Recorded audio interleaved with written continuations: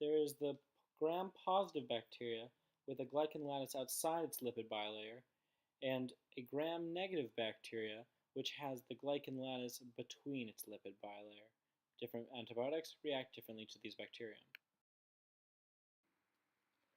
There are penicillin binding proteins that act as catalyst enzymes that form links in the peptidoglycans to form the glycan lattice.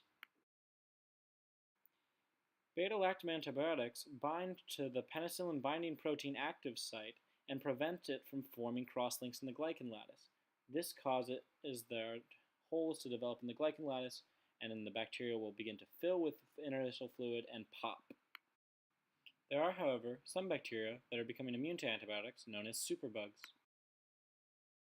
They are developing resistance because of the overuse of antibiotics. One trait that makes these superbugs so dangerous is New Delhi beta-lactamase that cleaves the lactam ring of antibiotics, rendering them useless, and the bacteria can then pump the antibiotics out safely. Other bacteria are developing altered active sites to their PBPs so that antibiotics cannot bind to them. These bacteria are gaining resistance through natural selection by surviving the use of antibiotics today.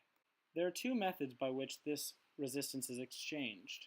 One is vertically, as bacteria reproduce and pass their chromosomal resistance, and the other is through horizontal exchange, as bacteria exchange plasmids between different bacteria species, thus passing resistance from one bacteria to another already existent bacterium.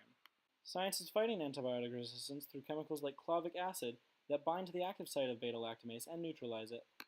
Ultimately, however, the most important resistance is changing the way antibiotics are approached so that resistance is not developed in the future.